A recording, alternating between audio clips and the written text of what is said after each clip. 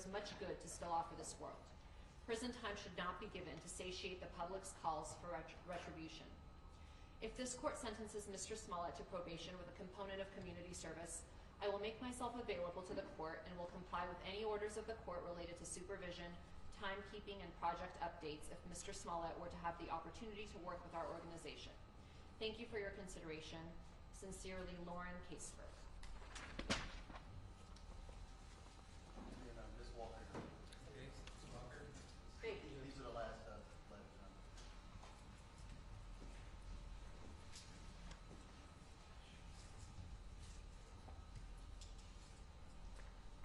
So with the court's indulgence, I have 2 letters. The first is from Oscar-nominated winner of 4 Primetime Emmys and 2 Grammys and political activist, Alfre Woodard. Dear Judge Lynn, I hope you and your loved ones are well and are finding a way forward in this time. I am writing to you today as someone who is more than a friend to Jussie Smollett. I am in my 60th decade, and when he was a young teen, as we worked, and we met when he was a young teen, as we worked together to bring shelter, health, and education to South Africa's AIDS orphans. Jussie referred to me as Mama Alfre. It is out of that bond that I make this appeal to you. Jussie was convicted of a Class 4 felony. I know it to be the least severe category of felonies in Illinois. I also have learned it is a well-established practice in your county as well as around the country to sentence Class 4 disorderly conduct cases to alternatives to incarceration, including second chance probation, or deferred prosecution. I respect that an important aspect a trial judge must consider when sentencing someone is the potential for recidivism. Jussie's lack of a felony criminal record, as well as his many years of humanitarian work on behalf of communities in need, is a strong signal that he carries no risk of recidivism. For years, I have been at his side as he's lit up rooms full of elders, men and women battling and living with HIV and AIDS, and playgrounds where the children of those who lost the battle reach for the kind of joy that Jussie brings. Now, some conscientious people reach out to those without access after they achieve success in their given fields. Jussie has been a compassionate presence and advocate for those without means since he was a boy.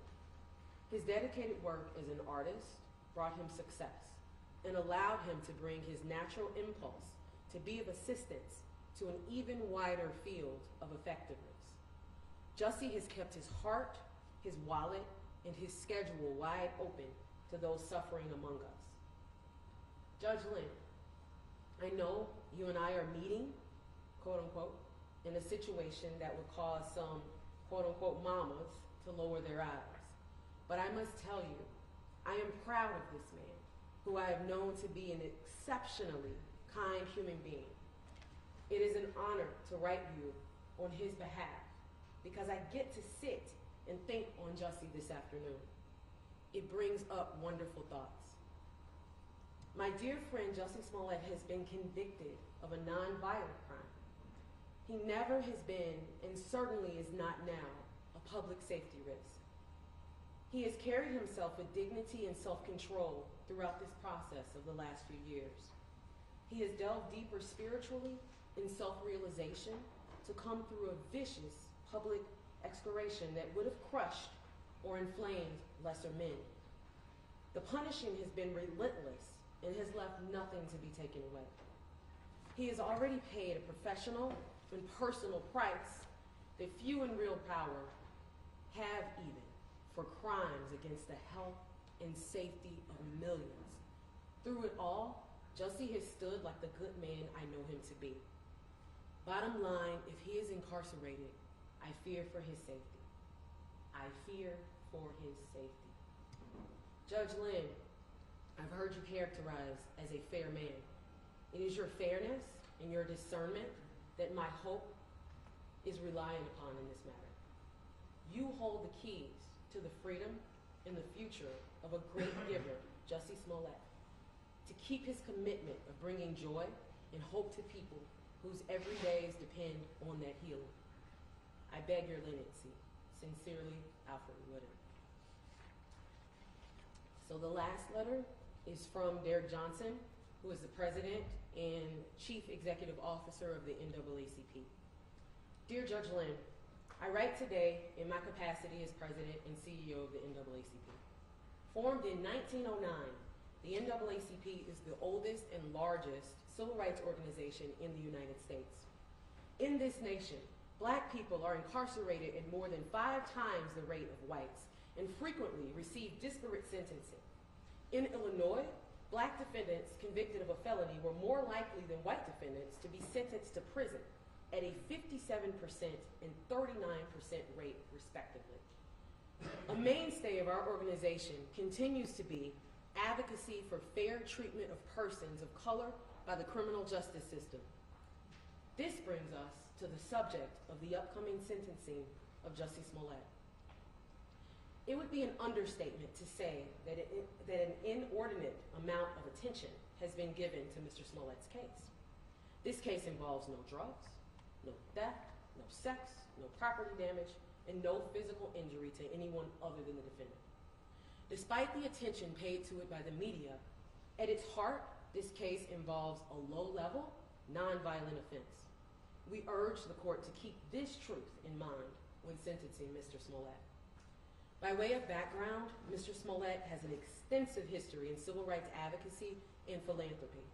Mr. Smollett personally donated more than $500,000 to Black organizations and gave $125,000 in proceeds from his music tour to organizations including the organizations working for Black, LGBTQ+, and women's rights, including the Black AIDS Institute, which provides high-quality, direct HIV services to Black people, the Flint Kids Fund, which funds programs aimed to address and mitigate the impact of lead poisoning and the trauma suffered by children in Flint, Michigan, the Trayvon Martin Foundation, whose main purpose is to provide emotional and financial support to families who have lost a child to gun violence, the Know Your Rights Camp, whose mission is to advance the liberation and well-being of Black and brown communities through education, self-empowerment, mass mobilization, and the creation of new systems that elevate the next generation of change leaders. In 2018, Mr. Smollett surprised a 6-year-old double amputee with a wheelchair accessible van after learning that the child's school district did not own such a vehicle.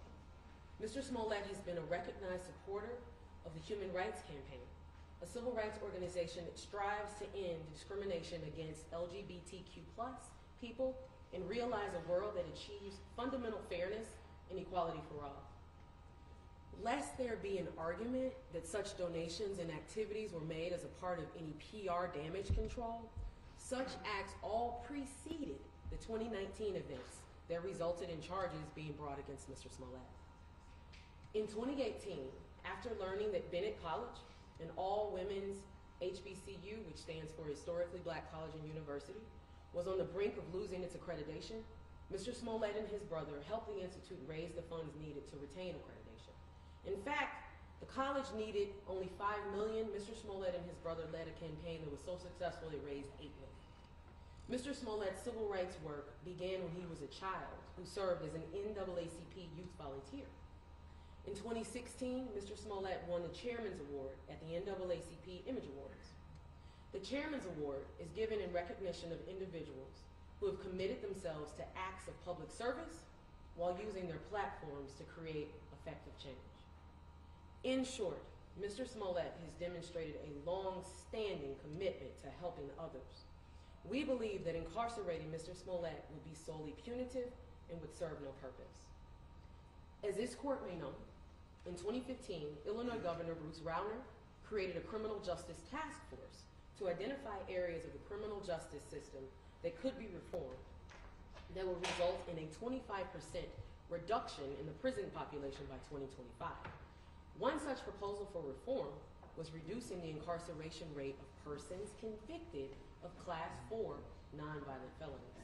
This is precisely the type of offense of which Mr. Smollett was convicted. Finally, Mr. Smollett does not pose, nor has he ever posed, a threat to anyone. Thus, we respectfully ask, assuming this court is inclined to sentence Mr. Smollett to anything other than a monetary fine or a suspended sentence, that the court sentence Mr. Smollett to probation and mandatory community service. Respectfully submitted, Derek Johnson, President and CEO of NAACP. Thank you. Thank you, Judge, for your time. Okay, we wish to publish no further letters, Your Honor. We incorporate other letters into the record. They will be incorporated, no further letters. I'm ready to keep going. Do lawyers need a break, or are you ready to go?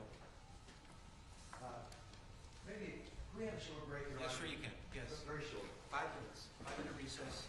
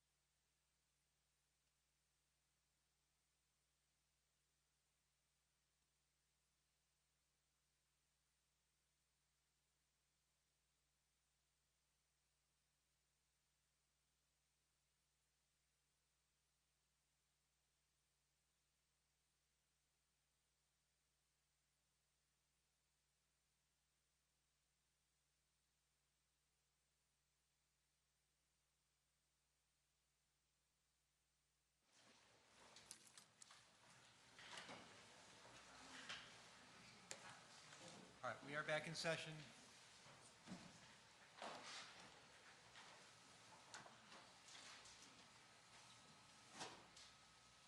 I'm guessing Ms. Duce wants to be here.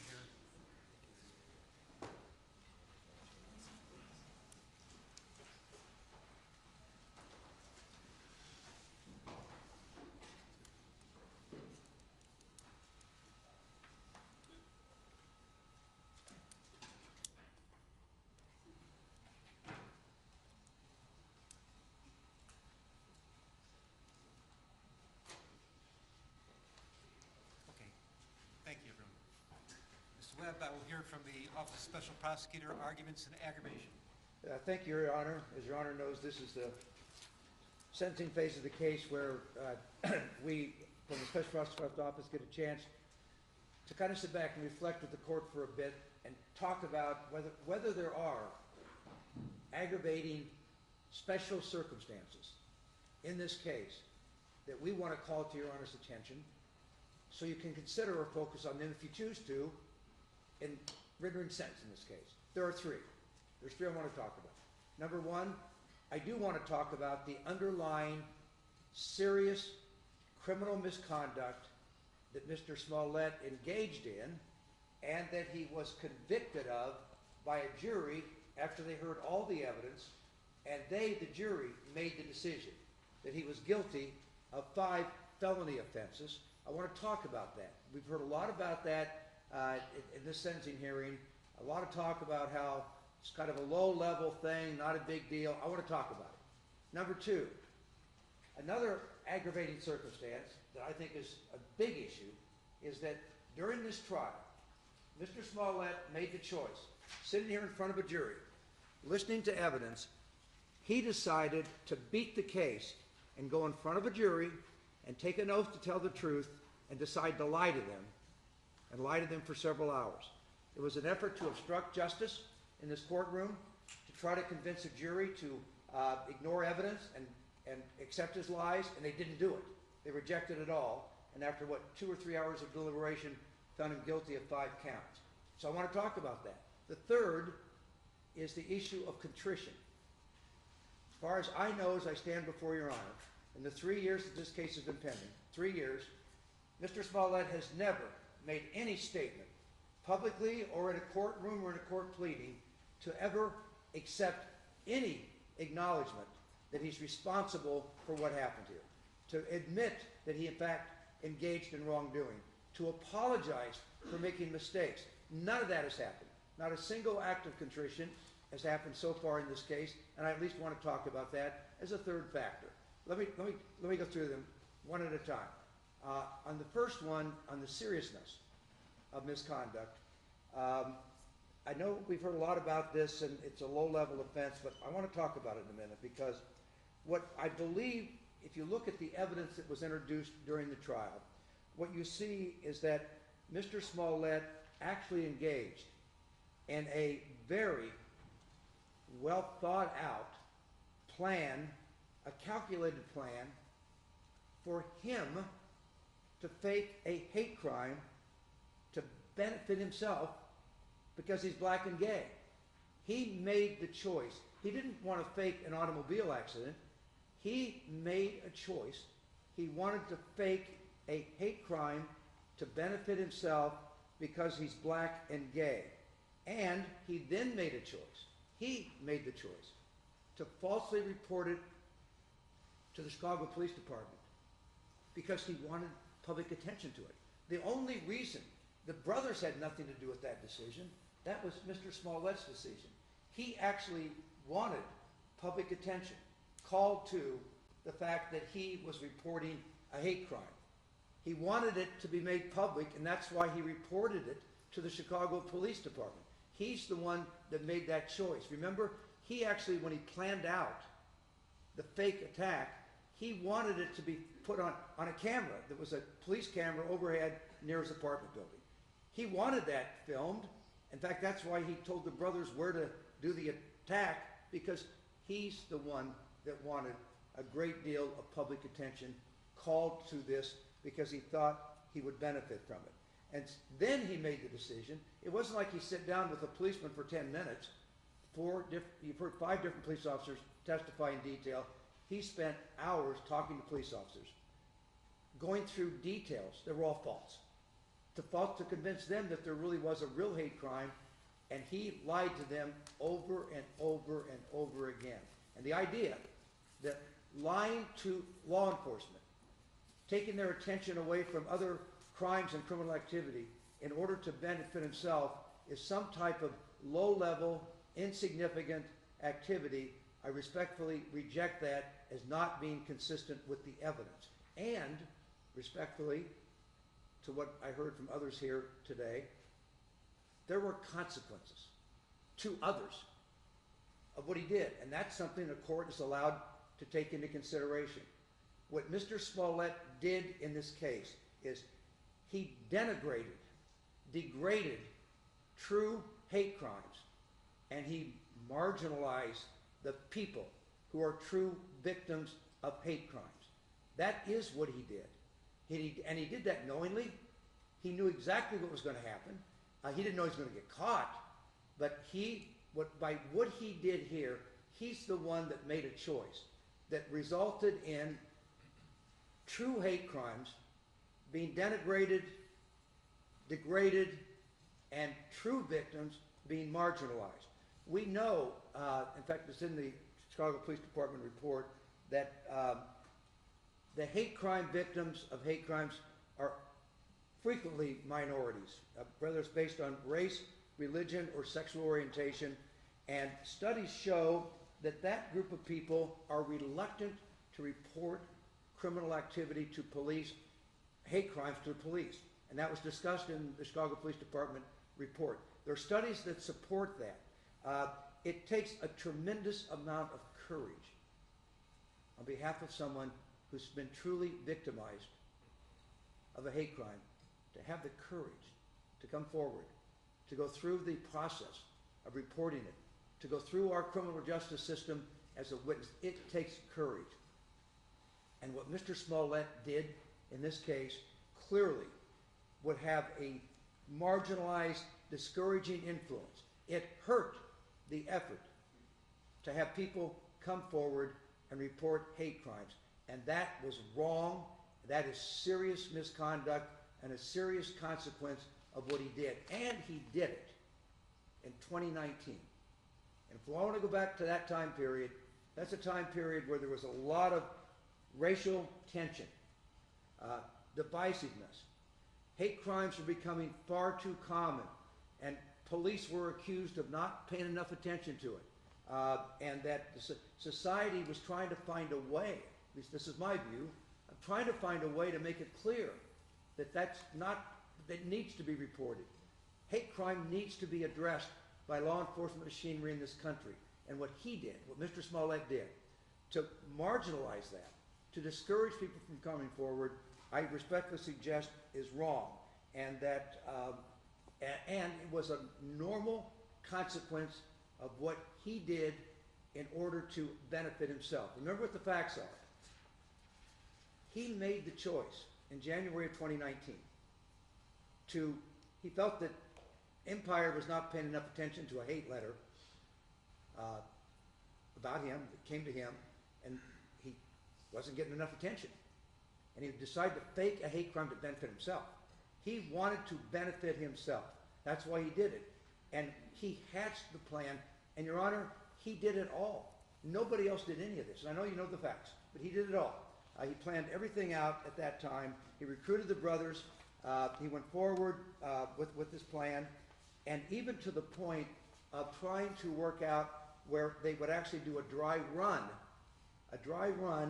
so that the brothers would know exactly where to do the attack at. All of that. He told them what to buy, what derogatory, homophobic, racial slurs to utter, to try to pretend as if there's whites involved by yelling out mega country. He owned every bit of the plan, and he worked hard on it. He planned it out, and he executed on it, and he owns that for doing that. And so, yes, it is serious misconduct on his part, and it had broad ramifications. And the true victims are, of course, number one, the true hate crime victims that are not going to report these crimes. They are the true victims. The police department, though, is a victim, and I'm going to talk about that, because sometimes the Chicago Police Department gets criticized for not doing things the way maybe people think it should be done. I'm not here to defend the Chicago Police Department, but I'm telling you, in this case, this Chicago Police Department shined.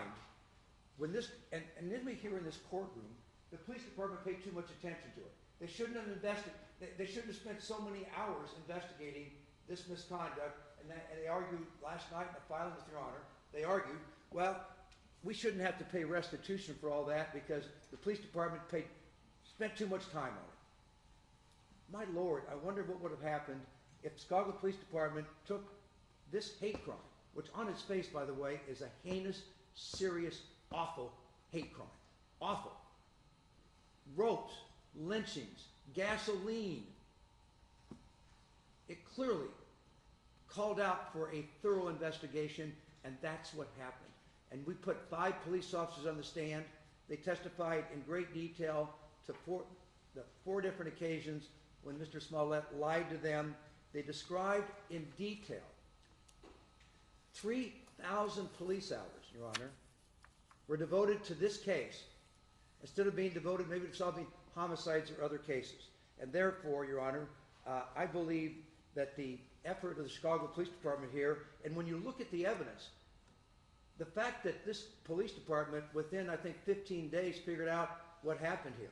I mean, if you remember, what they were able to do in this case, I think was truly amazing, because what they did is that they were able to locate some surveillance tapes of these 2 suspects being dropped off around 1:15 in the morning in the Streeterville area. They traced it all through that area of where the suspects went. They traced that cab back to where the Ossadero brothers got into it in the, I think around Wells and North, and they solved the crime. They figured out what happened here. And that the point of that is that, and by the way, they did it, Your Honor, they did that as an incredible effort on their part, when we now know from the evidence at trial, that Smollett, while he was reporting a hate crime, he actually was trying to obstruct the police. He didn't want the police to actually find out who the culprits were, because he was afraid they would turn on him and testify. So he refused to produce his phone. You heard all the evidence. He refused to produce it because there's 50 contacts on there with Abel Ossadero that he didn't want them to find. So he just refused to cooperate.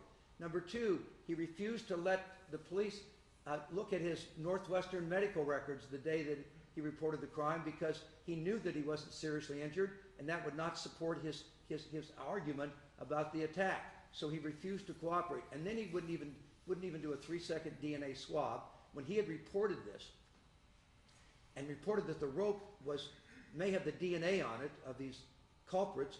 But the police wanted to eliminate his DNA, and he wouldn't do it. So while he's reporting this, as far as you considering whether it's a serious crime or not, I respectfully suggest that the fact that he not only planned out to falsely report it, but then to obstruct the police investigation. And yes, the issue about whether it's serious, and I've heard a lot about, well, no one goes to jail.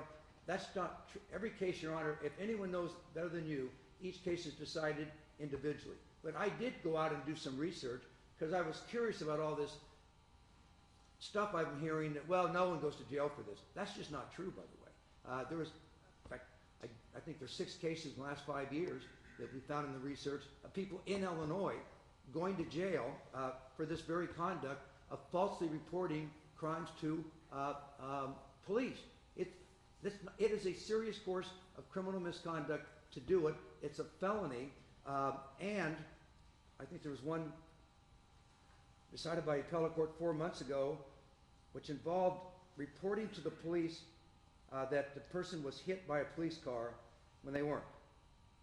I think what happened here was a lot worse than that, and that person got 14 months incarceration for filing a false police report. So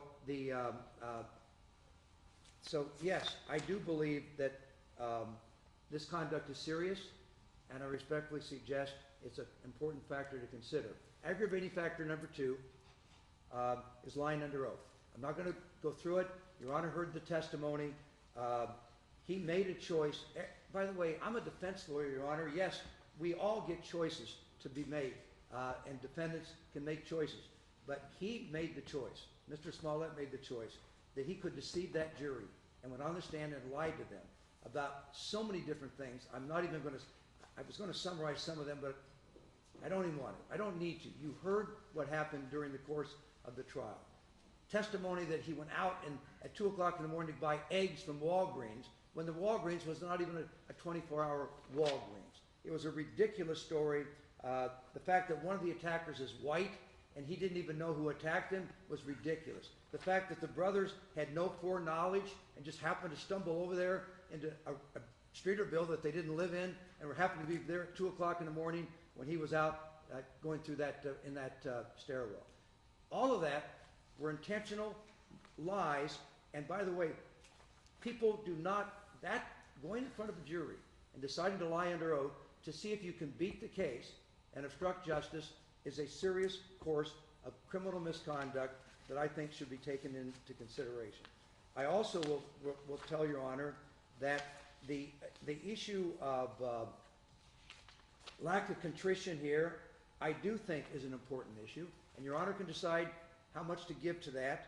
But the reason I went and did some research on this, Your Honor, because I wanted to make sure I was handling this issue properly before Your Honor. And so I went and did some research. And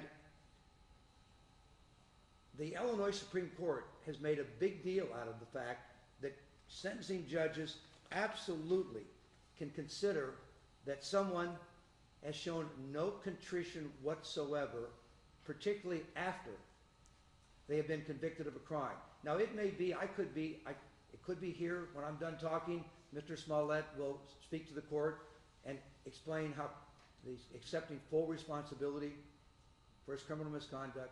He may do that. That's fine. Let's see if that happens. But at least at this point, that has not happened. And there's an Illinois Supreme Court opinion called People v. Ward, in which, I'm going to quote, the Supreme Court told sentencing judges, a continued protestation of innocence and a lack of remorse may convey a strong message to the trial judge that the defendant is an unmitigated liar and at continued war with society. That's the quote from the Illinois Supreme Court. So I do think it's at least a factor for Your Honor to consider during the course of your decision-making here. So let's go through the different issues of sentencing and just talk about them briefly. Term of imprisonment, yes. We are recommending to Your Honor that the seriousness of this crime should result in a period of incarceration for all the reasons I've just articulated to you. As you know, that each of the counts, the felony counts, 3 years times 5, he faces 15 years maximum in jail. And Your Honor knows that Illinois law provides that you have the power to impose a term of imprisonment if you find that probation would deprecate the seriousness of the offender's conduct and would be inconsistent with the ends of justice. I'm not going to suggest any amount of time, because if there was ever a judge that had the ability to understand what to use discretion, whatever you decide is your, let me just say this, your ability to decide based on all your years of experience and your years on the bench, we accept that, and whatever you decide on that issue, you decide that, but we do believe that it is a serious criminal misconduct that warrants an appropriate amount of prison time. Number 2, restitution. The Illinois restitution statute covers class 4 felonies and says that you shall determine whether the defendant should be required to make restitution in cash for out-of-pocket expenses. You've heard the evidence. It's $130,000, $130,106, and on that issue, Your Honor, we believe that's the appropriate amount of restitution to order. Now, I will say that first Smollett case, which led to a $10,000, it's called a forfeiture in the record, okay? It was some kind of forfeiture to the city of Chicago. It was not restitution. The city of Chicago did not claim, was not trying to get, that was done by the state's attorney's office with no agreement by the city of Chicago, but he did pay it, okay? So at least our thought is that that would be deducted, that the order for restitution would be $130,000. That's the right order, but he does get a credit for that because he did pay it under, let's call it confusing and unusual circumstances that I've talked about in another report, and I'm not going to talk about here. Probation. As Your Honor knows, under Illinois law, for a Class 4 felony, you can impose a period of probation not to exceed 30 months, but you cannot impose both a term of imprisonment and a term of probation on the same Class 4 felony convictions under the case law. So that our recommendation to Your Honor is that you have the authority to impose imprisonment on one of the counts that he was convicted of, one of the 5 counts he was convicted of, and then on one of the other 4 or more than the other, you can impose a consecutive term of probation to follow. Now, why do I talk about that? Okay, why should that be? Because he's not a violent crime, etc. Your Honor, in 2007, Mr. Smollett had a prior conviction in 2007 in connection with a DUI arrest in California for providing false information to a police officer. Mr. Smollett reflects that this case today is not the first time he had lied to law enforcement officials, and so I believe as a result, the Office of Special Prosecutor believes that an appropriate term of probation, whatever you decide in Your Honor's discretion, should follow an imprisonment term. Next, criminal fines. Again, this is in Your Honor's discretion. You can decide the maximum is $25,000 for 5 counts. That would be $125,000 for each, for the totality. We recommend a reasonable criminal fine to be imposed by Your Honor based on your judgment about it. Community service. Let's talk about community service because there's been, the defense has asked that maybe you should consider community service, and we agree with that, but it should be a condition of probation following a term of time in jail and following a term of probation. But as part of the probation, you have the authority, as Your Honor knows, to perform, he can be ordered to perform 30 to 120 hours of community service as a condition of probation under Illinois law. We respectfully ask Your Honor to impose and to at least consider maybe it should be devoted to an appropriate black or gay community service organization that can benefit from Mr. Smollett's hours of community service. And so, Your Honor, I'm going to conclude. You know the case very well. I was appointed as special prosecutor, as Your Honor's already pointed out here today, because Judge Tooman, after looking at the unusual way that Smollett 1 was resolved by the state's attorney's office, when the case was dismissed completely, with absolutely no term of imprisonment, no criminal fine, no restitution, no probation, no supervision, nothing. That Judge Tooman found that to be what he described as to be a significant mistakes by the state's attorney's office, and he believed that the public's confidence in the criminal justice system should be restored. I will tell you, at least as a trial lawyer, I believe this trial in this case has already done that, I believe, okay? The public wanted Smollett to be put, not just have his case dismissed, but Mr. Smollett should be put on trial and let a jury hear the evidence and decide. You brought that to happen at the end, well, almost still in the middle of a pandemic, you made that happen. And absolutely, Mr. Smollett got a fair trial here. There are some ins out there, though, that relate to punishment. And I respectfully suggest that the confidence in the criminal justice system can be restored as a fair and proper sentence is imposed in this case. I have nothing else to say unless Your Honor has questions of me. Thank you. I have no questions. I'll hear arguments in mitigation. Ms. Duce.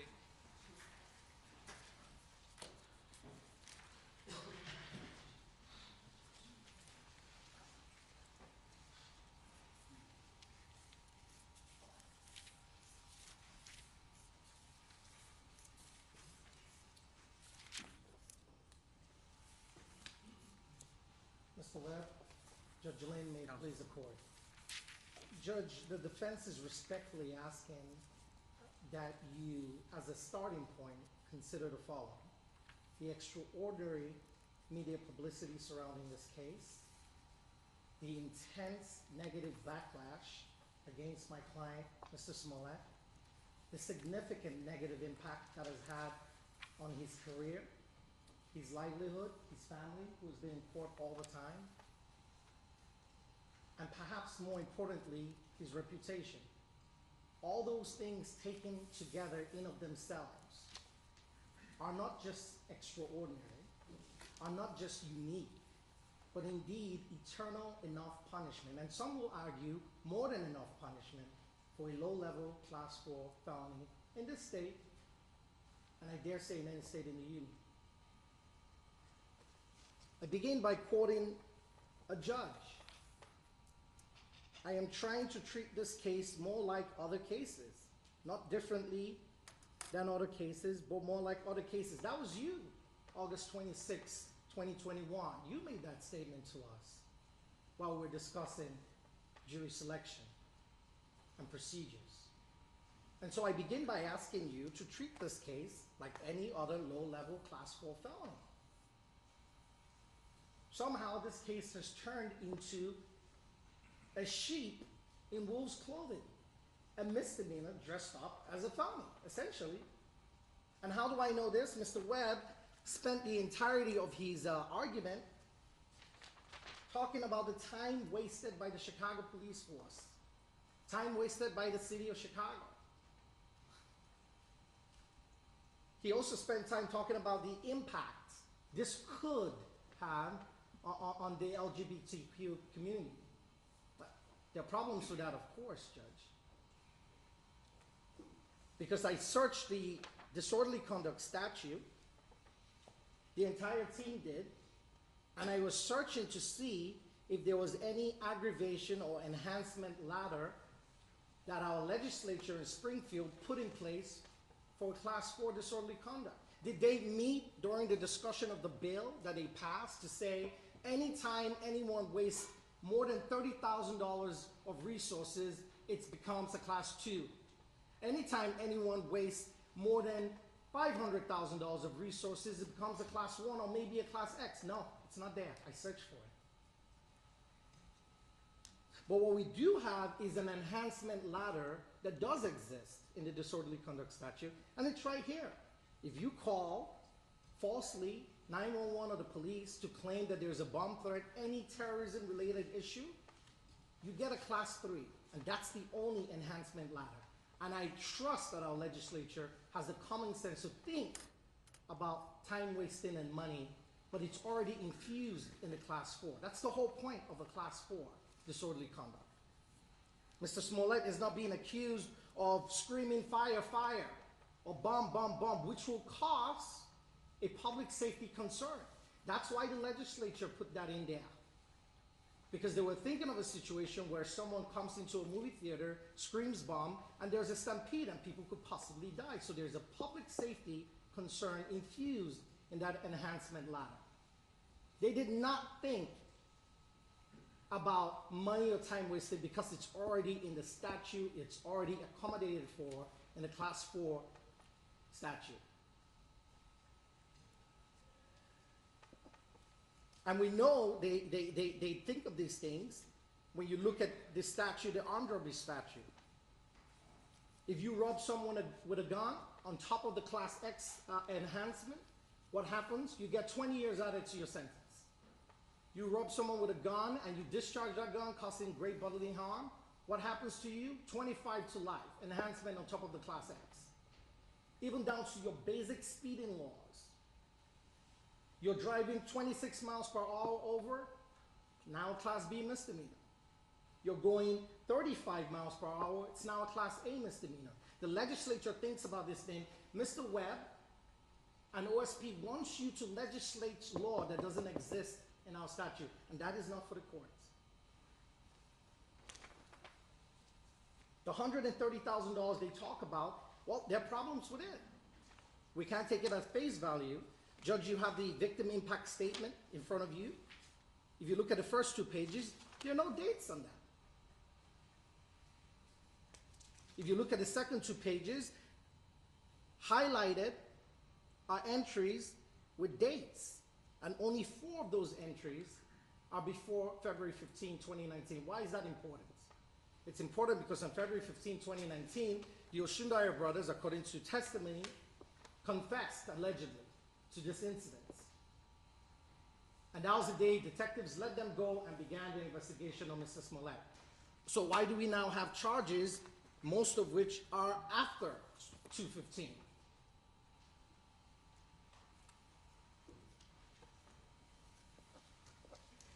Judge, the second point I'll make is we're asking you to adopt the previous sanctions. Mr. Webb tries to dress it up like a forfeiture, call it what you want.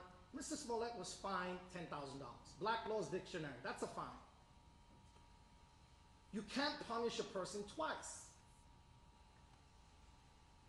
And I know you've denied the motion, that's fine, but that's not why I'm bringing it up. Because there's an 8th Amendment issue here, cruel and unusual punishment. Punishment that is too severe for the offense.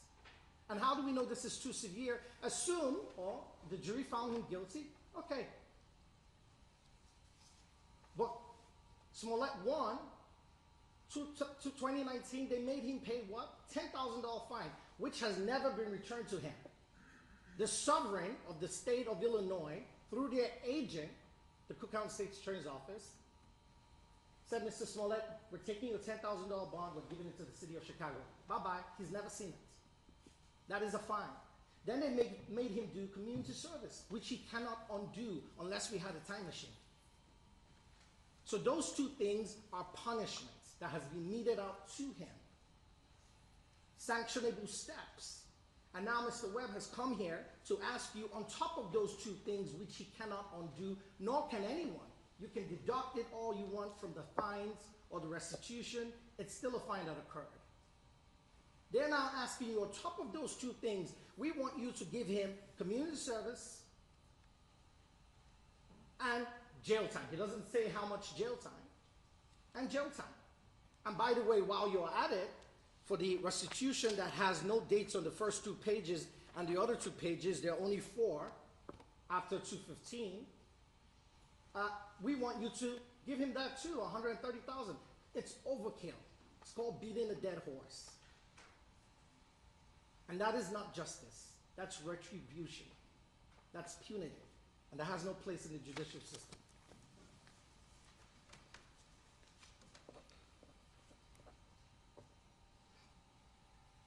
Why should Mr. Smollett get probation? You've heard from the witnesses. I'm not going to rehash their testimony. And you specifically heard during the trial from someone who was in here today, Pamela Sharp. She talked about how Jussie gave most of his payments, his earnings, his salaries to charity. How many people do that? I haven't done it.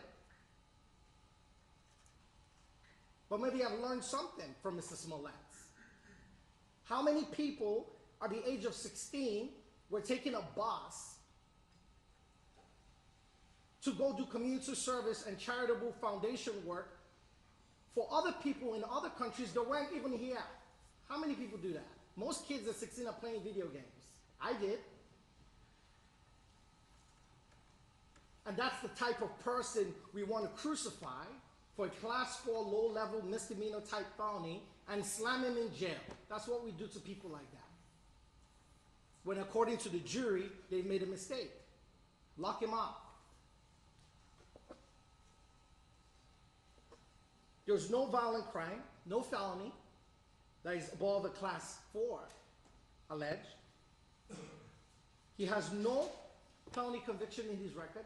Mr. Webb brings up the DUI, but conveniently left out the fact that it was a misdemeanor. And he was drunk.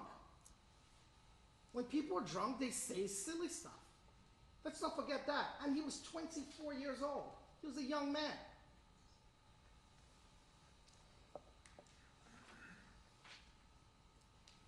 If Your Honor doesn't seem to, if Your Honor is somehow, and I don't know what's in Your Honor's mind, thinking, Mr. Uche, that's just you, you're his defense attorney, of course you're going to ask for probation. Well, the adult probation department here in this building that has been around forever, gave you a probation report, Judge, and what did they rank Mr. Smollett using the Ohio risk scale assessment? They ranked him a 7. And when you compare that to the scoring system, 0 to 14 is considered low risk. So Mr.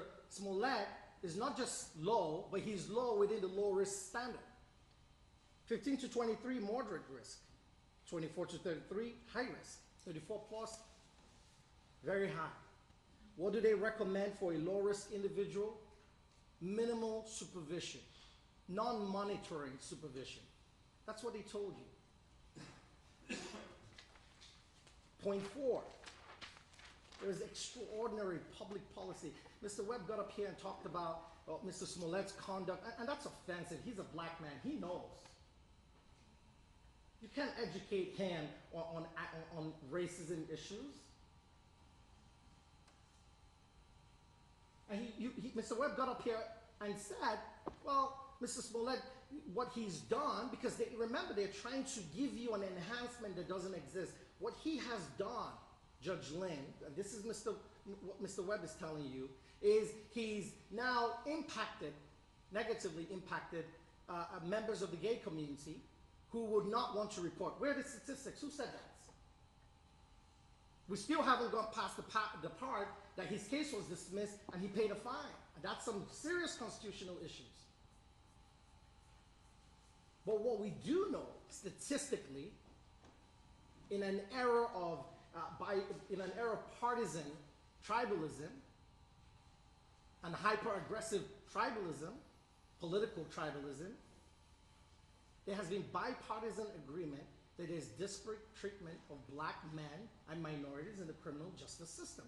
This is no longer a controversial topic. President Trump, a Republican, pushed forward the First Step Act. President Obama was known for his criminal justice reform. Governor Bruce Rauner put reform forward to remove low-level, Class 4 nonviolent offenders from custody.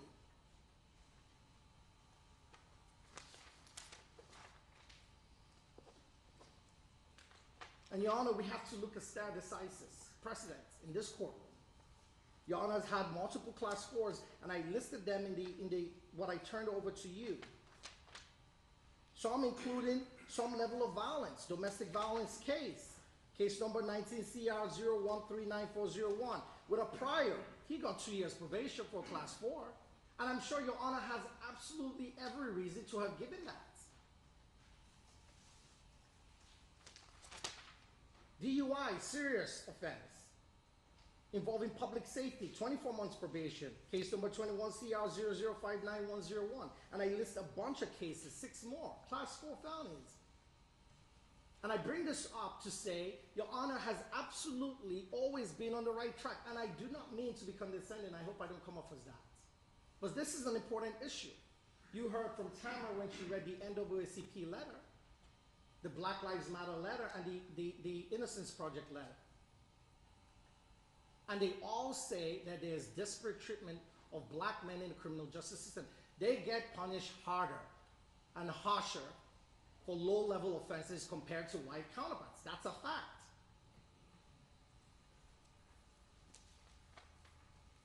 Mr. Webb was appointed special prosecutor almost a decade ago in a case involving involuntary manslaughter. That's why I was surprised he was asking for jail time, because that individual, what did they get? 30 months probation, including 60 days in their house, home confinement, for an involuntary manslaughter where someone died.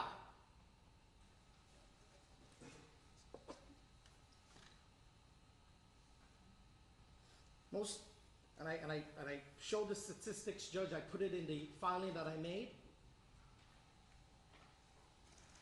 The irony of this entire thing, when Mr. Webb gets up to point out that Mr. Smollett disrespected somehow the black community or the gay community, the irony of this situation, and Mr. Webb quotes statistics that he believes show that people are punished and false reporting. Well, most black men and most black people are falsely accused all the time, and in an age of social media, we're inundated with reports about this.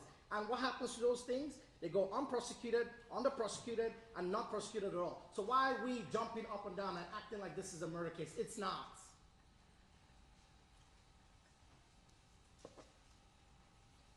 Even one of Mr. Smollett's jurors gets the big picture.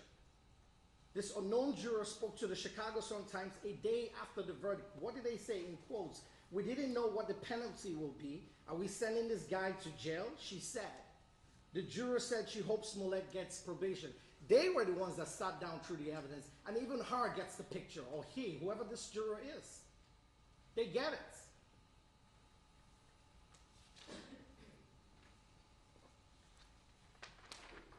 What does jail accomplish? Mr. Webb is asking for incarceration for a low-level Class 4 felony. Well, Your Honor saw the submission from a medical affidavit. The jails are inundated with the pandemic. Illinois had one of the worst cases in the world. Sending Mr. Smollett to jail is almost like a death sentence. Yes, it is. Because anything medically can go wrong.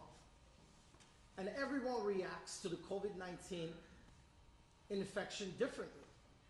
Now, he hasn't gotten it yet, thank God, but I don't know what will happen in the jail, where I showed you studies show, unfortunately, the guards in the jail, unfortunately for them, and it's wrong, are always the last to get medical treatment, including booster shots, which as of January, they haven't even received. So we send Mr. Smollett to jail, he dies of COVID, and what, for a Class 4 low-level offense? Mr. Smollett is a high-profile individual. There has been negative backlash against Mr. Smollett. I'm not complaining. We're the defense team. It comes to the territory. Each and every one of the defense lawyers has received racist or sexist attacks after this case and during this case. And that's okay. We take it.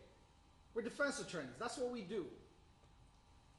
So now imagine the attacks that Mr. Smollett has to live with for the rest of his life. That is punishment enough, mentally.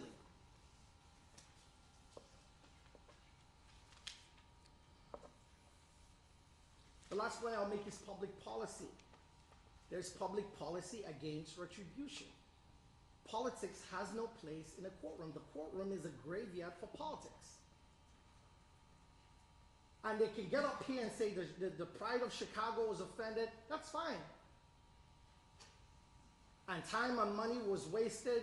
And I heard Mr. Webb state to this court something I couldn't really decipher during the trial, that Mr. Webb did it for himself. The problem with that is we've all heard testimony from multiple people who say that Mr. Smollett does things for the community. And moreover, let's not forget, everyone testified unimpeached on their side, or on our side too, in terms of this particular issue. Mr. Webb, in terms of deciding or trying to figure out what drove Mr. Smollett to do this, started off by saying he wanted more money, then it became attention, then it became because of the letter he received. They haven't even up until now stuck to one issue. So I push back on that theory that Mr. Webb states to this court that Mr. Smollett did this because he was somehow benefiting himself. There was never a clear picture coming out of that, for that.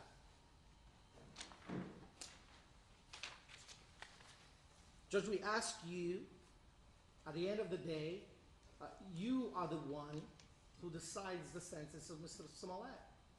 But we ask you to decide it based on the law, not on the time wasted, not on a sprawling investigation. It's not here in our law. It's not accounted for.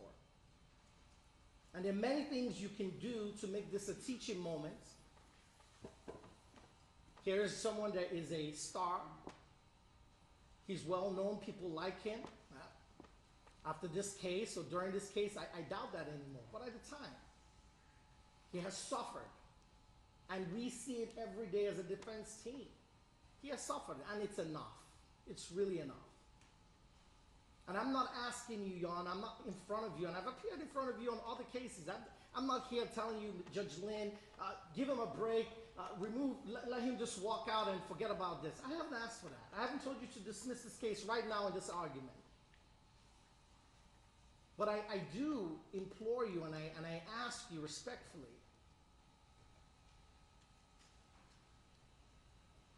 to focus on the law and to tamper justice with mercy. We've all made mistakes, Judge, in this life, and I'm speaking from your point of view because there was a conviction in this case. But what I will leave you with, he that is without sin among you, let him cast the first stone. Everyone, a lot of people jumping around on social media, crucify him, how dare him. Everyone's made mistakes. And so, Judge, I'll be asking you to follow your precedents and follow, some of the recommendations. A lot of organizations offering to supervise Mr. Smollett. And that's really the way it should be. People are watching this case. Minorities, black people. I've gotten so many letters. A letter Mr. Allen and I got yesterday from a lady complaining, how is a police officer who shoots a young man 16 times getting out of jail for 3 years, and someone might be suggesting incarceration for Mr. Smollett? That's a letter we got. So people are watching because people think in the black community that there is a double standard, and there is.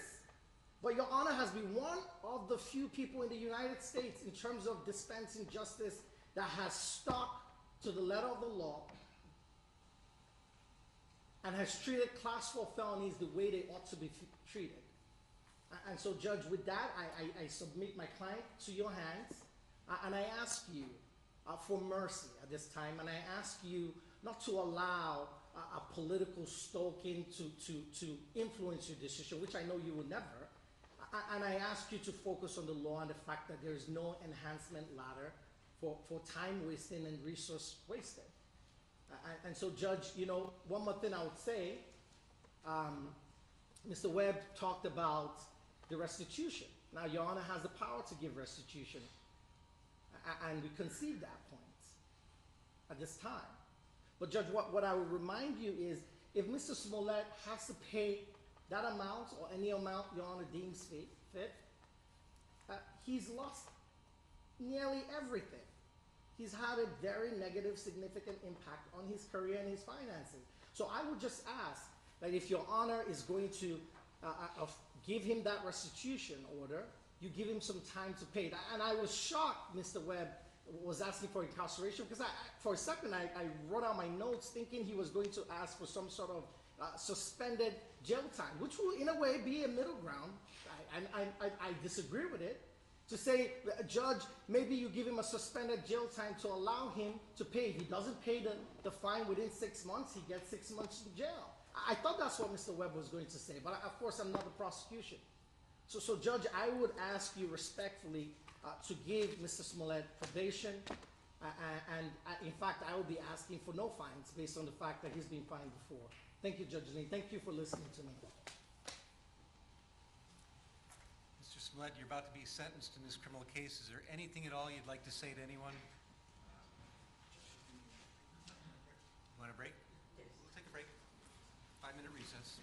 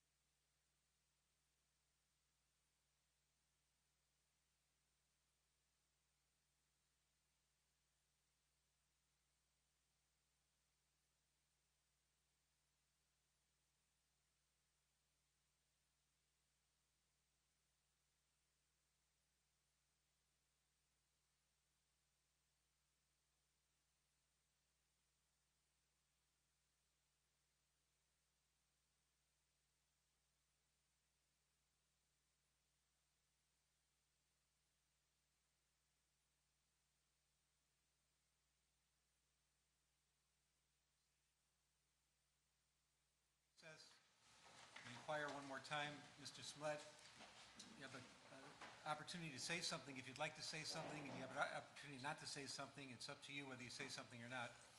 But here's your chance if you do. Judge, I've spoken to my client.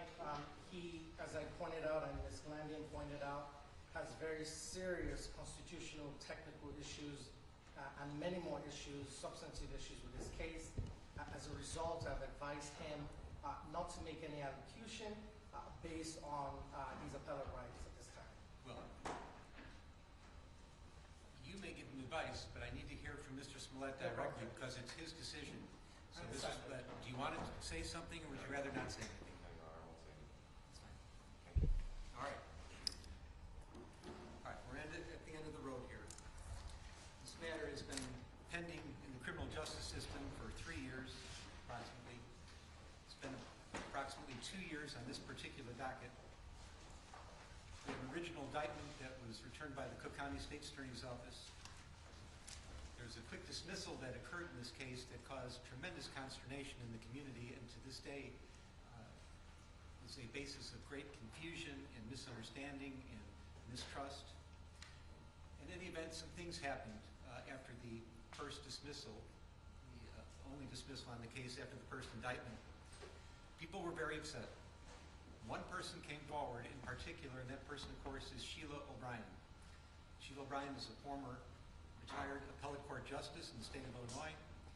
She came to court as a common citizen without credentials, just by herself. And she said she had a grievance and she wanted her grievance heard. And she thought that with the handling of the case by the state's attorney's office of Cook County was so upsetting that she was losing sleep. And she explained in her petition all the reasons that she thought that a special prosecutor had to be appointed, not to necessarily indict or do anything in particular, but just to look at this and give it a fresh look because something appeared to be wrong. The case ultimately got assigned to Judge Michael Tuman.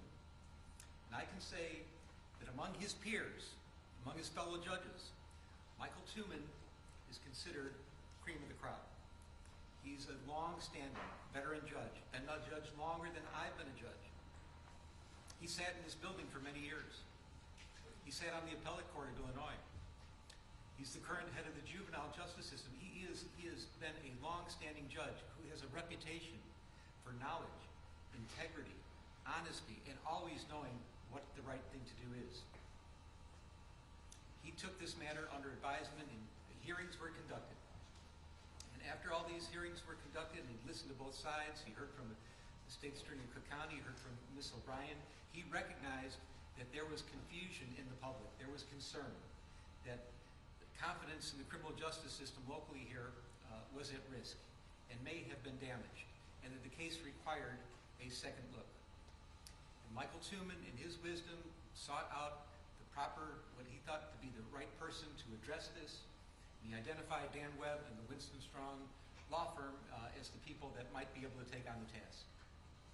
Dan Webb and Winston Strong agreed to take on the task, and as they already indicated, they did this pro bono, which means they did it for free. I don't know that at the time they signed up for this, that they had any idea that it was going to be as work-intensive as this case has become. This case took several years, and we were slowed down by COVID a little bit, but the amount of pretrial motions that were filed were exhaustive. I have never, other than death penalty cases, which I used to preside over, seen anything like the extent of filing pretrial motions. And I'm not faulting the defense for filing many motions. I will just say that this case received as much attention and was gone over every little bit of it by a fine-tooth comb as thoroughly as any case I've ever seen before. The stacks of pleadings are high. I've got stacks on my desk that are unprecedented. And we had to wade through all of them, and it took a long time to do that. And there was a tremendous amount of attorney manpower and billable hours that were lost by the Winston Strong firm. And they did it selflessly. They did it because they thought they needed to do the right thing. All I can say is, a member of the judiciary, thank you, because that was very, very extraordinary. And I have no idea what the amount of billable hours are, and I can only imagine, but I think it is huge and truly significant. In any event, what happened here is that after Mr. Webb and his team reviewed the case. They had several assignments, one of which was to look into the conduct of the State Attorney's Office, and they returned a report to Judge Tooman about that, their findings about that, another about the Chicago Police Department and their handling of the case. They did that. But what's relevant here, of course, is that they went to another grand jury, and they returned a second indictment. And the second indictment, ultimately by random, got assigned to this particular court. And we came here.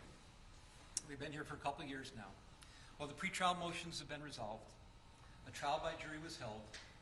The defendant was found guilty of 5 to 6 counts of felony disorderly conduct, Class 4 offenses. Our post-trial motions have now been resolved.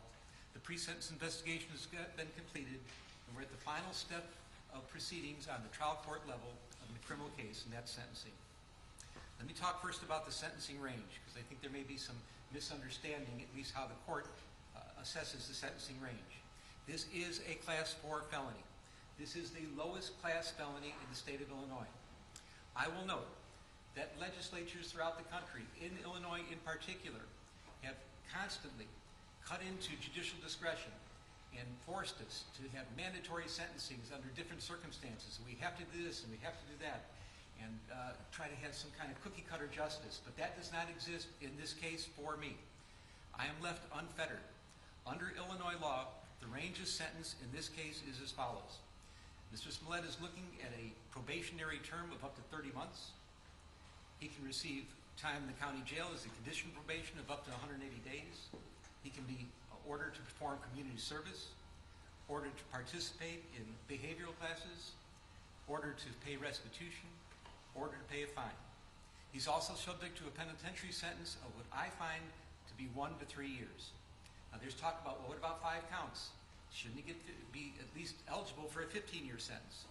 There are ways to analyze Illinois law and say that in a case where there are 5 counts, that consecutive sentences might be required or might be at least considered. I don't believe that I could ever make the findings that are necessary in Illinois law, and I'm not going to have a long dissertation about it, but I don't think those findings would apply. I don't think Illinois law, for the facts I have before me, would allow for consecutive sentences. So as far as I'm concerned, the penitentiary sentence, should there be one, would be 1 to 3 years. I'm mindful that there's acute public interest in this case. We have television cameras. They want to be here, and they are here. People are watching. People seem to care passionately for varieties of reasons about this case, and the reasons are many.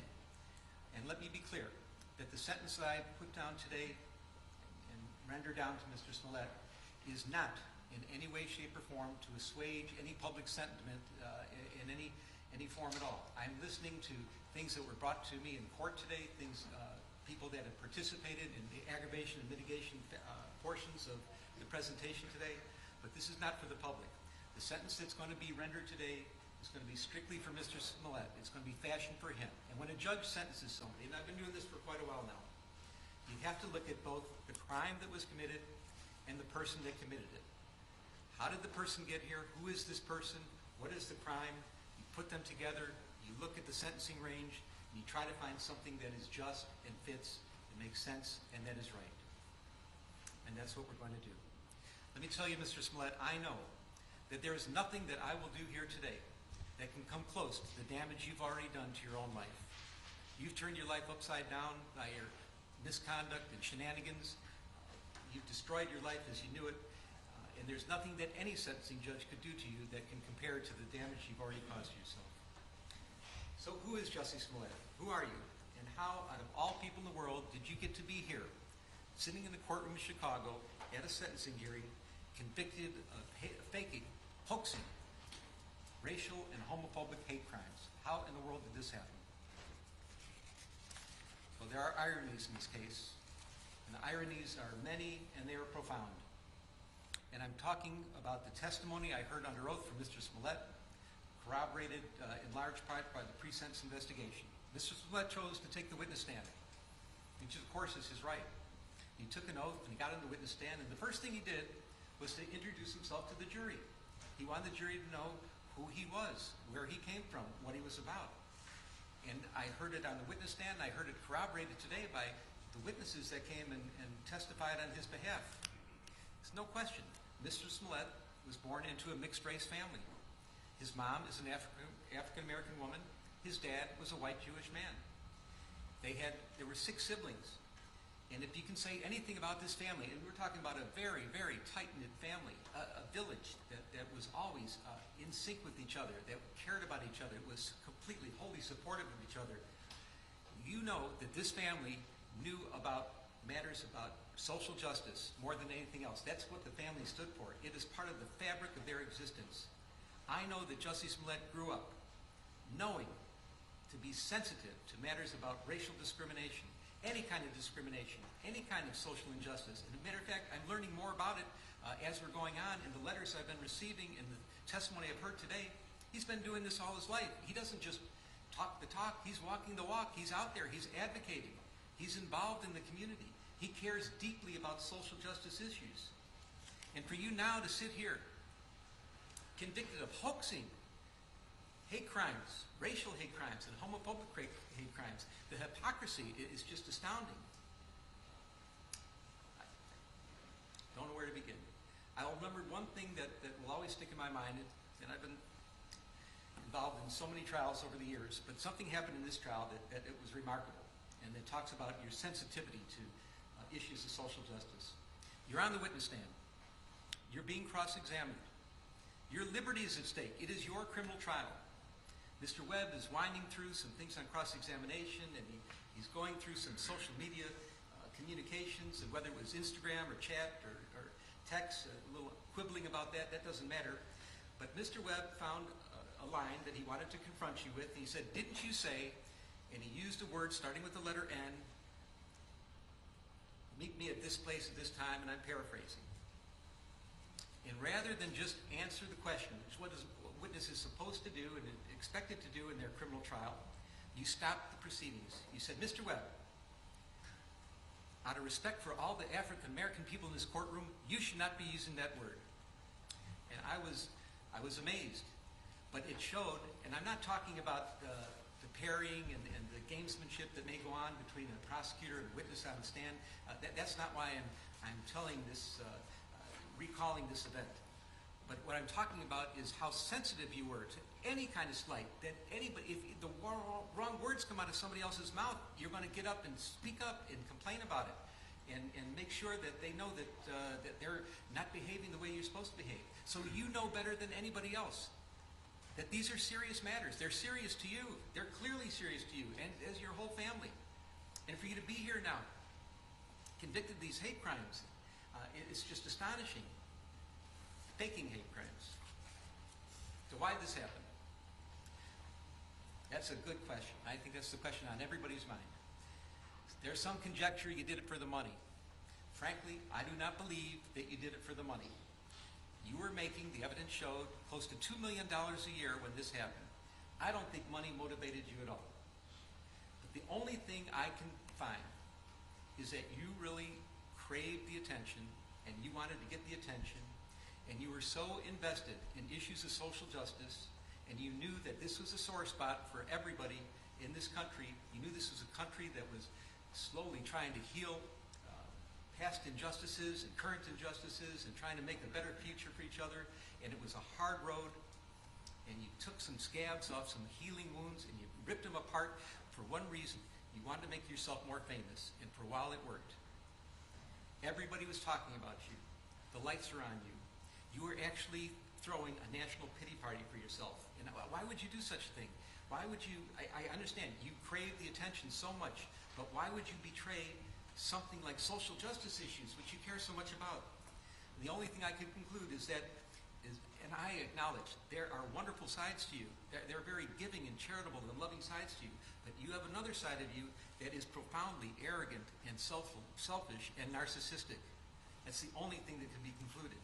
And that bad side of you came out during the course of all these events. Let me talk about hate crimes for a minute. I've been a criminal judge for many years, and I've heard many victims of crimes testify in front of me. And any victim of a crime, no matter what the crime is, they are demoralized by what happens to them. It doesn't matter if you're injured unjustifiably, if somebody hurts you and maybe cripples you or damages you in some fashion that's going to be long-standing injuries. If your property is stolen, your vehicles are stolen, people go into your homes, your possessions are stolen, people do all kinds of terrible things. It is a demoralizing experience, and sometimes it's the worst experience that anybody can ever go through in their entire life. And then if it turns out that the motivation for the criminal to do something bad to you was because they hate you because of your race, because of your ethnicity, because of your gender, your sexual orientation, your religion, your age, your disability. If that was the reason for it, it is exponentially worse. There is nothing worse than to be a victim of a hate crime. It is the worst thing that can happen, especially in our country with all our history and all that we're going through now to try to get around some of these issues. Hate crimes are the absolute worst. And I believe that you did damage to real hate crimes, to hate crime victims. There are people that are actual, genuine victims of hate crimes that you did damage to. These are people that have a difficult time coming forward. They may be mistrustful. They may not want to bring it to the attention of the community or first responders. There may be some trepidation. I don't know for sure how much damage there was. I don't know how this is going to impact other people, if they're going to be hesitant to come forward because they're going to think that they're going to be accused of acting like you and doing a stunt like you pulled here. I don't know if first responders are going to be more doubtful and skeptical of people that come forward, real victims of hate crime, because of what you did here. I'm hoping it's not that way. Now I'll show one of the ironies in this case, and I find this pretty profound. I got letters from people that advocate about victims of hate crime their entire lives. They devote their lives to this. I'm talking in particular Derek Johnson, president of the NAACP, Reverend Jesse Jackson. He's an icon here in Chicago. No introductions necessary. They devote their whole lives to addressing issues about social injustice and hate crimes. And they are here today asking me to show you mercy. And I take that seriously. I find it profound. I take it seriously. And I know that they're in a better position than myself to educate the public about that topic, about the damage you've done to real victims of hate crime. And I am confident that because of all the attention that you've garnered here on this case, that they are going to seize the opportunity and they will educate the public. And they'll be talking about this. And they'll try to mitigate some of the damage that you've caused to real victims of hate crimes. And they're better positioned to do it than I am. And I will defer. But I will acknowledge that you have done some real damage.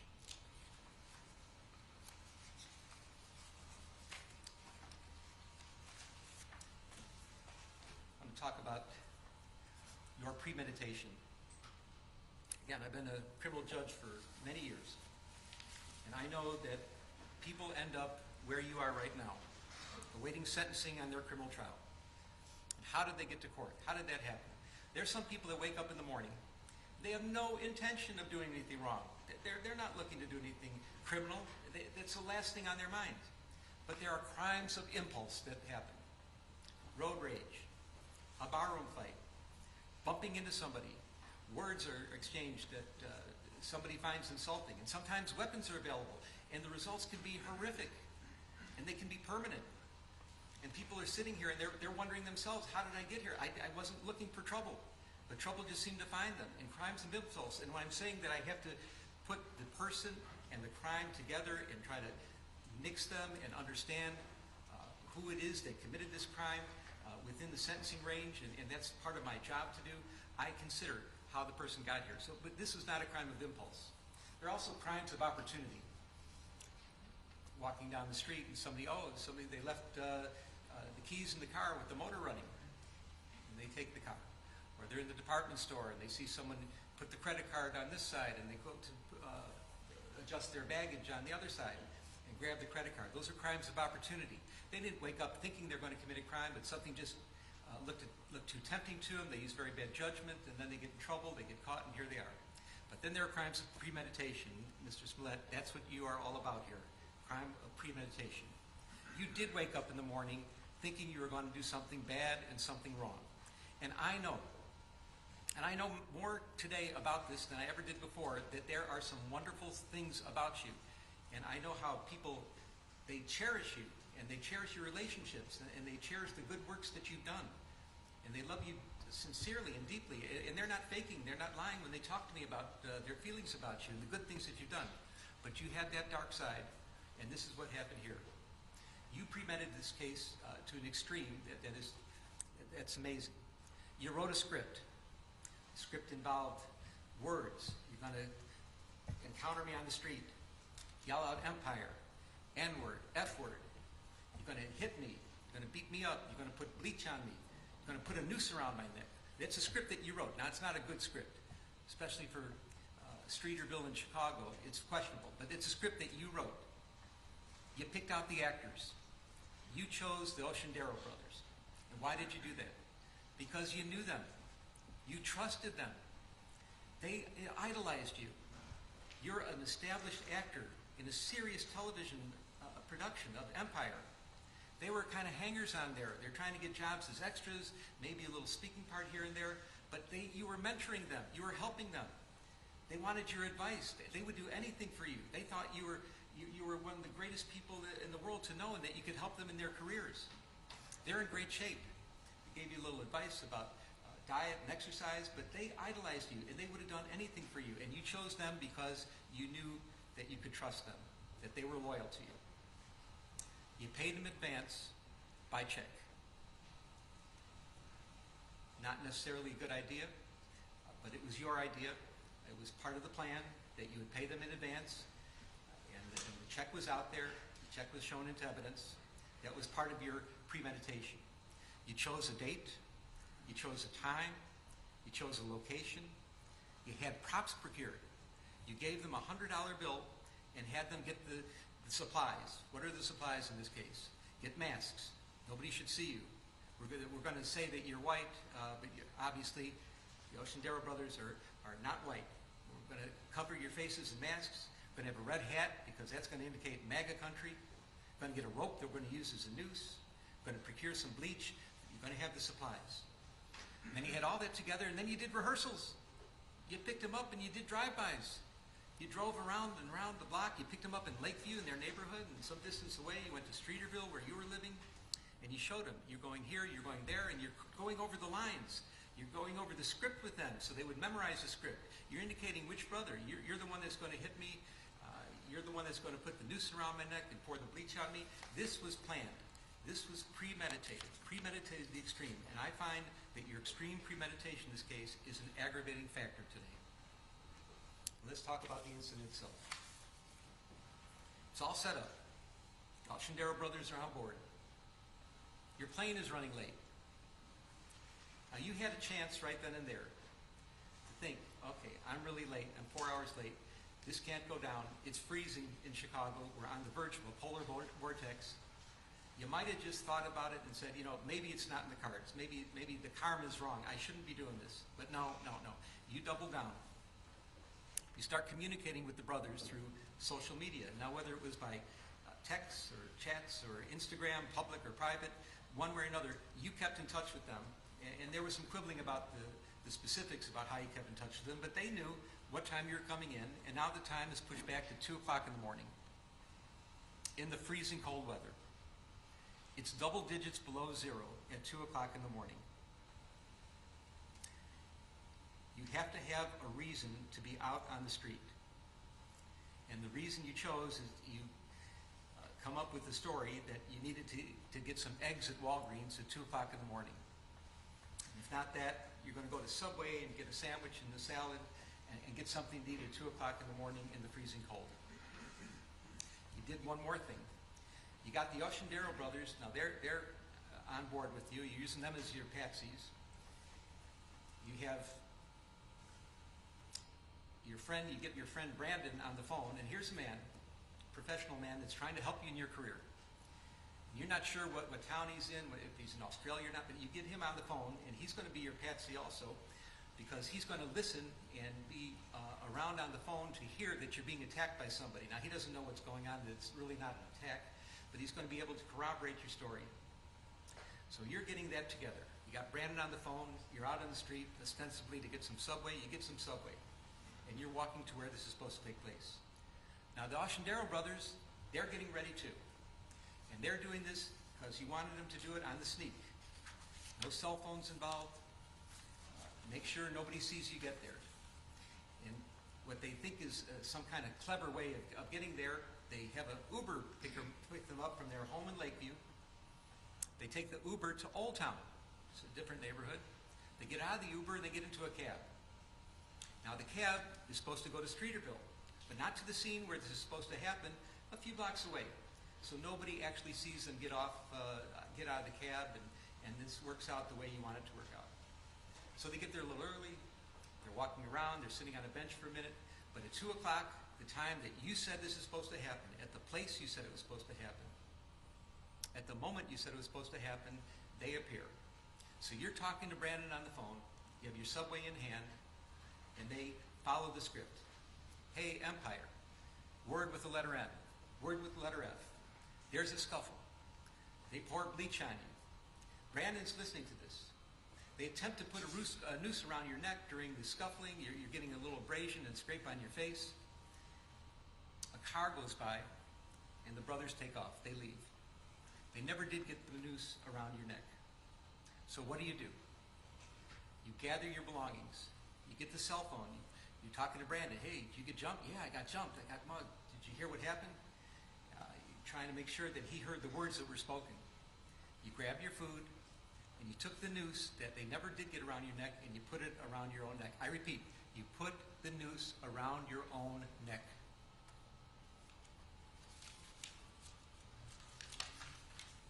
You go home.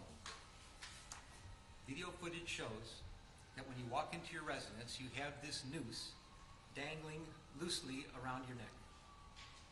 You go into your apartment, the police are called, the police arrive.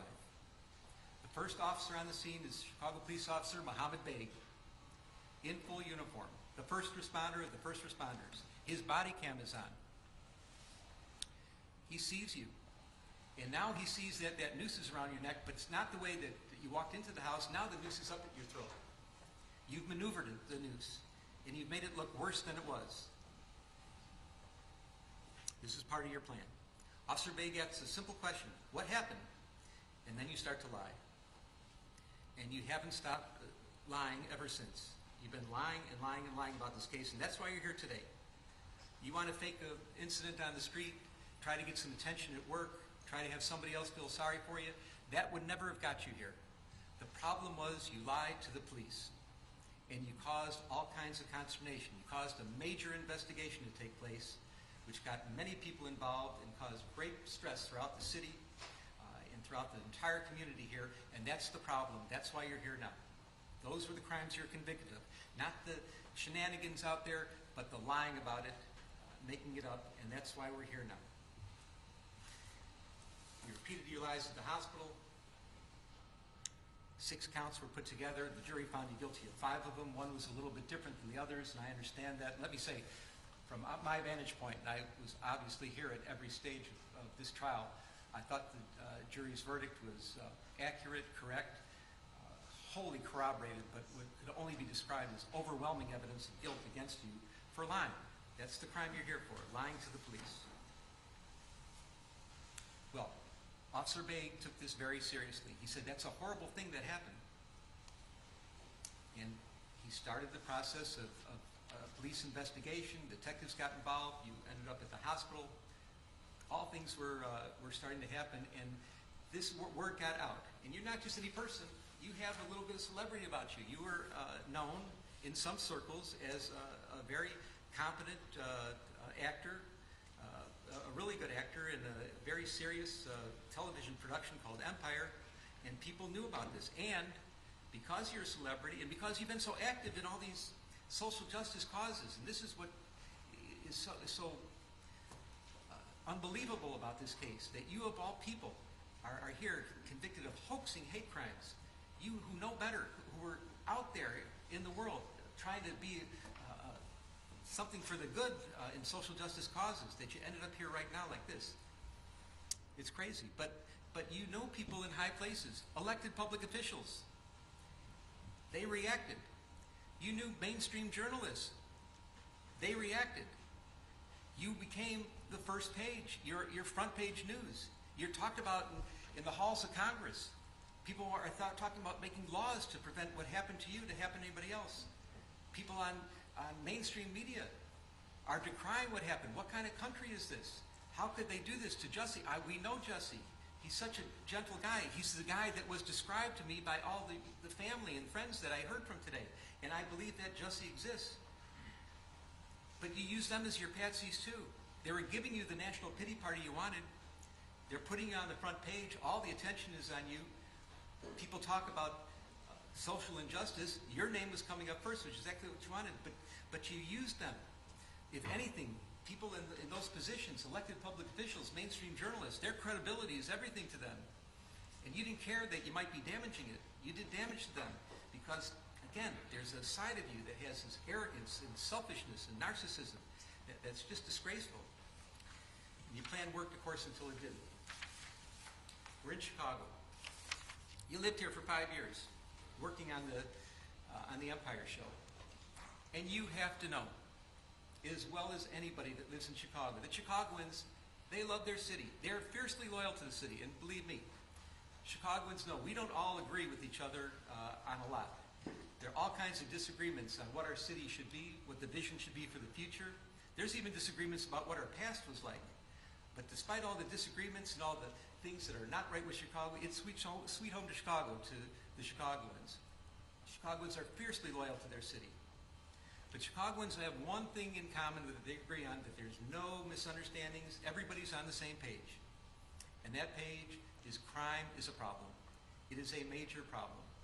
Nobody disagrees. And we know that police resources, they are valuable. They're limited. Detective resources are precious. And they cannot be squandered. And what you did, because you were selfishly, arrogantly, and narcissistically bringing attention to yourself, it's the only reason you could have been doing such a crazy thing that you did, was you took away a lot of resources from other places, from other real victims of real crimes. You used up the police resources for your own benefit, and that's a big problem here. What you did is you created what we call around here a heater. What's a heater? A heater is a case that when it's reported to the public conscience is shocked to such an extreme that the public is demanding that the police solve this crime here, right now, right here, right now. Everything else has to take second place. The heater has to be addressed. And you created a heater. And boy, did they put on an investigation. And I know that I've been listening to Chicago police officers and listening about police investigations for many years. It's certainly not a perfect police department. It's perhaps unfairly maligned in some respects as well. I'll match the homicide detectives here against any in the country for their competence and thoroughness. Not a question about that. But what they did in this case is extraordinary. I have never seen, even in some murder cases, the amount of police work that went into this investigation. You did exactly what you didn't want to happen. They put so many police resources into this. When I say what you didn't want to happen is you never wanted this case solved. You thought that somehow you'd be able to skate by and nobody would ever know what really happened here, and you're going to walk away from this, and it didn't go down like that at all, of course. So they solved the case. And what happened? Turns out that you're not a victim of a hate crime. You're not a victim of a racial hate crime. You're not a victim of a homophobic hate crime. You're just a charlatan pretending to be a victim of a hate crime. And that's shameful, especially from the family you got brought up with your family values. It's so sad. The damage you've done to yourself is way beyond anything else that can happen to you from me or any other judge that would be sentencing you in this criminal case. You are now a permanently convicted felon. Your family who loves you and supports you, I don't even want to use the word forgive because forgive isn't even necessary. They're with you so much. They're so tight-knit, but you have to live with the fact that you really put them through a ringer. You've embarrassed your valuable friends in high places, the elected public officials, people in the media. You've embarrassed them. You have to live with that. I don't know if those relationships can be repaired. You've become toxic in your own workplace. Your career future is uncertain at very best. It was really on a rocket ship to success, and now you've You've turned yourself into riches to rags, and it's so unfortunate. Your very name has become an adverb for lying, and I cannot imagine what could be worse than that. People talk about situations where somebody's lying and trying to manipulate and maneuver a story, and your name comes up. It's, oh, pulling a Jussie, something like that. That's awful. You're the butt of jokes. Comedians, mainstream talk show hosts, they make jokes about you. They do sketches about you. I can't imagine anything worse than that. Now, this is all self-inflicted. These are things you did to yourself. This is self-damage. Well, some people may think that what you did is funny, and there's some room for humor or jokes about it. But I assure you, this court does not. I don't think there is anything funny at all about hoaxing and faking racial hate crimes. Hoaxing or faking homophobic hate crimes. I think that is disgraceful. There is nothing funny about it. There's no humor in what you did whatsoever. All because you're selfish, arrogant, narcissistic. At least you have that side in you that came out through this case, and you kept doubling down and doubling down and doubling down. It's not funny. It's not funny at all. And I'm your sentencing judge, and I don't find it funny. So where are we at? We're at the end. You are convicted of a Class 4 felony. It's presumptively probationable, but we have some real serious aggravating factors here. Your premeditation, which I've described. The pain you've caused to real victims of hate crimes, which I've described. The damage you've done to the city of Chicago, I've heard. It's been talked about. I'm mindful of the city's request for restitution, and if I'm going to fashion that, consider that request, I have to fashion the sentence accordingly. And above all, the capper of all cappers, your performance on the witness stand. This could only be described as pure perjury. You got on the witness stand, you didn't have to, you did, you certainly have a right to, but you committed hour upon hour upon hour of pure perjury. And I find all those to be ample factors. If this court were to decide that the things you did, that any kind of probationary sentence would deprecate the seriousness of the offense and you need to go to the penitentiary, the record is clear and it would support it. But I'm looking at everything in its totality. And I agree. It's told to me today, you can't judge everybody by one bad thing they've done in their life. I don't know if it's the only bad thing, but it's the only bad thing that I'm concerned about now. And that you do have quite a record of real community service and quite a record of attaching with people. There is a lot of mitigation in this case as well. And I'm mindful of the pleas of mercy, particularly from people that are in the arena of dealing with social justice issues, that are fighting, seriously fighting, not playing around, not doing games like you were doing, but seriously fighting for matters involving hate crimes of all sorts. And they're asking you for mercy as well.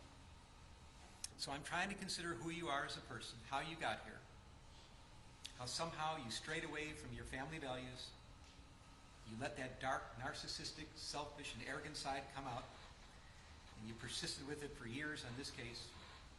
I'm fashioning the following sentence, and here's your sentence. I'm sentencing you to 30 months felony probation, and the probation is going to be to this court. You're going to be allowed to travel wherever you want. You do not have to live in the state of Illinois. You can report by phone. I know that if you're going to try to make a living and do some of the things you do, you may have to go to other places, New York and Los Angeles. You can do those things. You will pay restitution to the city of Chicago in the amount of $120,106. You are fined $25,000, which is the maximum fine. And you will spend the first 150 days of your sentence in the Cook County Jail. And that will start today, right here, right now. Mr. Smollett, though the jury found you guilty and I've sentenced you as I have, you have the right to appeal the findings and rulings of the court or ask your sentence be modified. To do those things, you need to file a notice of appeal in writing within 30 days. You may also file a motion to modify your sentence, which would have to be filed in writing within 30 days. Anything not stated in those filings are waived for purposes of appeal. You cannot afford lawyers or transcripts. They would be provided free of charge. Do you have any questions? No, I would just like to say to Your Honor that I am not suicidal.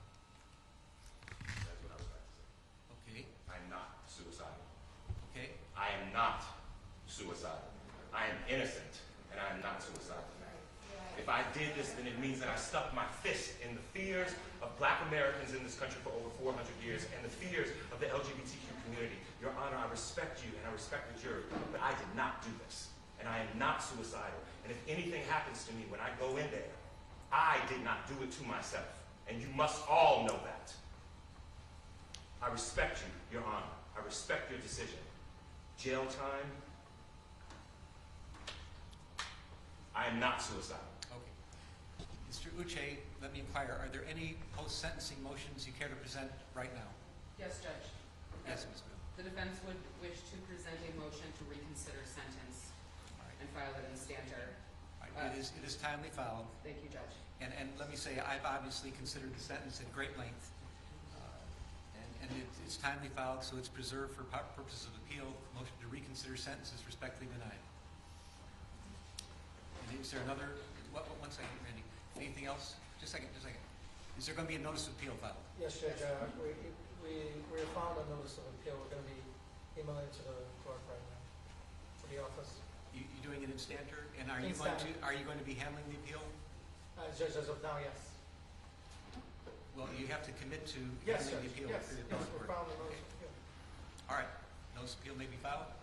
Charlotte, now I need the prosecutors to work with Charlotte, the probation officer, to work out probation specifications with the conditions I just explained.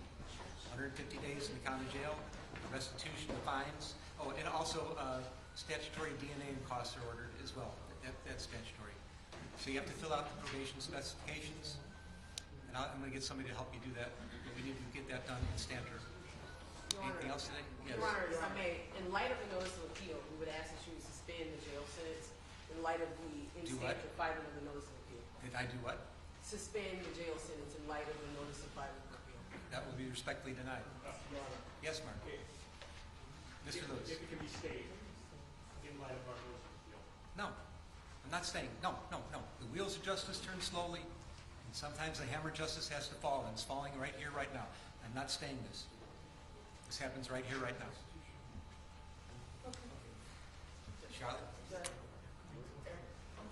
I know you said this that Mr. Smollett can move. Yeah, I'll talk to you about it. I'll give you this. Okay. Okay. All right. Any other matters to come before the court today? All right. Defendants remanded to the custody of sheriff. Court is adjourned. I am not suicidal. Stop locking up our class. I am not suicidal, and I am innocent. I could have said that I was guilty a long time ago. Don't go there.